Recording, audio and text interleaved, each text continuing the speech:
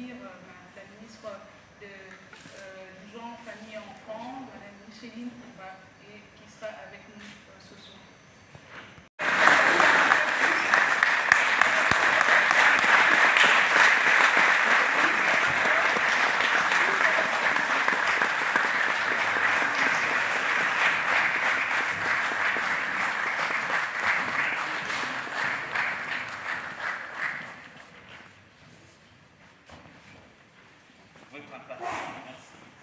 Internationaux et même nationaux ne sont pas très cléments envers la République démocratique du Congo sur les questions de respect des droits de l'homme. Merci. Alors, quel est le rapport des institutions internationales, soit accablant, sur la situation des droits de l'homme en République démocratique du Congo? Le ministre des Droits humains que je suis, cela ne peut pas m'inquiéter. Lorsqu'on sait que la situation des droits de l'homme dans notre pays s'est aggravée particulièrement à l'Est depuis l'année 2025 avec l'occupation de Goma, Bukavu et les territoires environnants. Mais lorsqu'on parle des droits de l'homme, ce n'est pas seulement à l'Est, mais c'est sur l'ensemble du territoire national. Et donc, lorsque moi je parle de la situation des droits de l'homme pour notre pays, actuellement, j'ai fait le distinguo entre la manière dont les questions des droits de l'homme sont gérées au niveau des territoires sous l'autorité du gouvernement et ce qui se passe au niveau des territoires sous occupation du Rwanda avec ses supplétifs et l'AFC M23. 12 mois, ça fait donc 12 mois depuis que je suis là, comme ministre des Droits humains, je disais qu'il avait plu à son Excellence, Monsieur le Président de la République, de me confier à charge des questions de droits humains. Salut les peuples congolais qui nous suivent en ce moment. Moi, je dirais que le mot redevabilité vaut mieux que le mot bilan. Parce que d'habitude, je n'aime pas faire le bilan.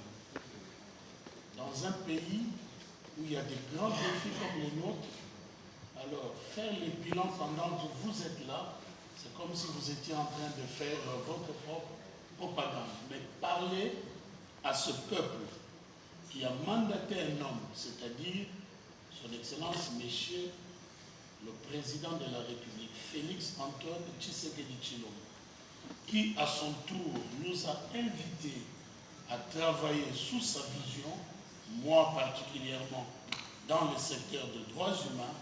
Ici, je parle de ce que j'ai fait, tout ce que j'ai fait derrière sa vision. Et donc pour cela, je dis merci à vous qui organisez ce plateau sous le thème des redevabilités. Mes salutations aux Congolais ici à Kinshasa, mais particulièrement à ceux qui sont dans les territoires sous occupation du Rwanda. Merci. Merci. L'homme est au centre de son action. Il lui avait plu de me confier la promotion et la protection des droits humains en République démocratique du Congo.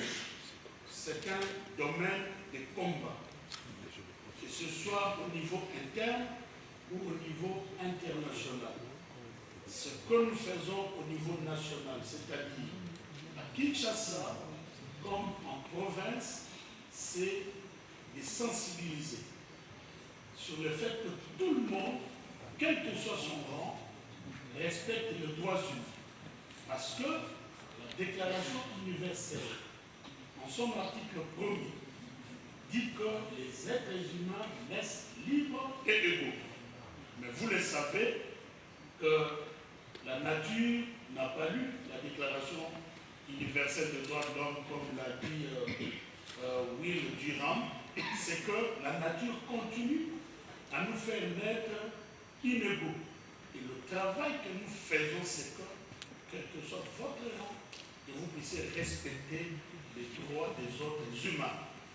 Les portes du ministère des droits humains sont ouvertes pour les Congolais victimes de leurs violations de droits, quelle que soit la personne en face.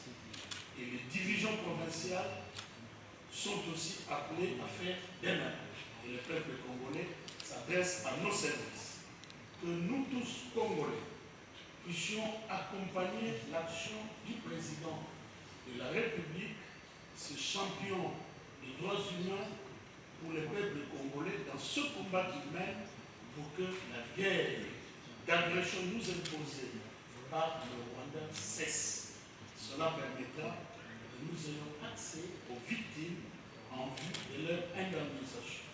Les Congolais de la diaspora sont appelés aussi à nous accompagner quand nous venons à l'étranger pour les plaidoyer pour la reconnaissance des génocides commis dans notre pays.